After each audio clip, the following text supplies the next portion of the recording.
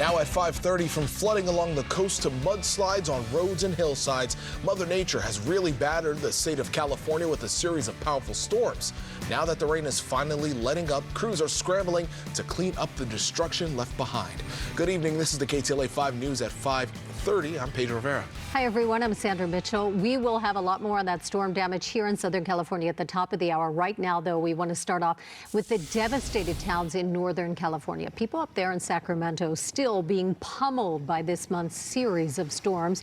Flood warnings still in effect. The White House now has approved a presidential major disaster declaration for Merced, Sacramento, and Santa Cruz counties. Witnessing Darwin. Oh, it's right here! Oh my God, get away!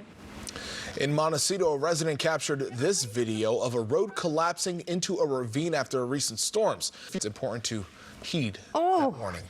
That is so close. Yeah. All right, the Sierra is experiencing whiteout conditions. The storm forced part of I-80 to close yesterday at the Donner Summit. The Lake Tahoe area is just buried in snow. Tahoe Weather posted video from Bear Valley.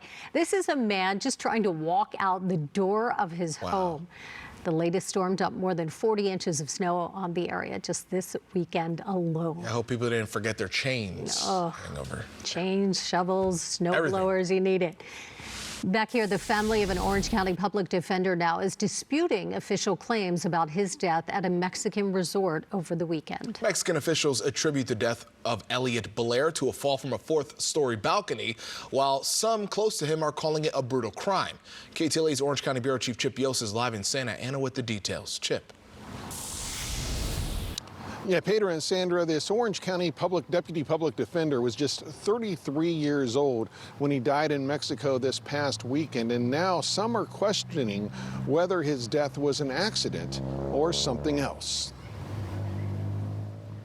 He was a good lawyer, a very positive force in our legal community in Orange County. He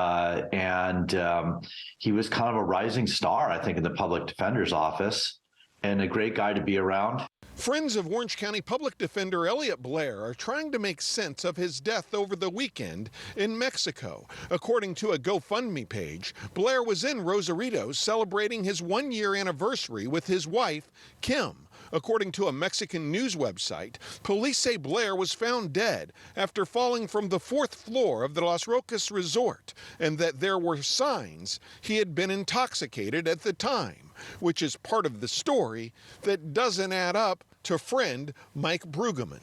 I did not know him to be a partier, and I did not know his wife to be a partier. So again, don't want to hurt any kind of investigation or anything like that, but they were great people to be around and socialize with. So was it something else? A U.S. State Department travel advisory tells people to reconsider travel to the Baja California state due to crime and kidnapping. And that GoFundMe page set up for Blair's wife claims he was the victim of a brutal crime. Now, we have reached out to an attorney for Elliot Blair's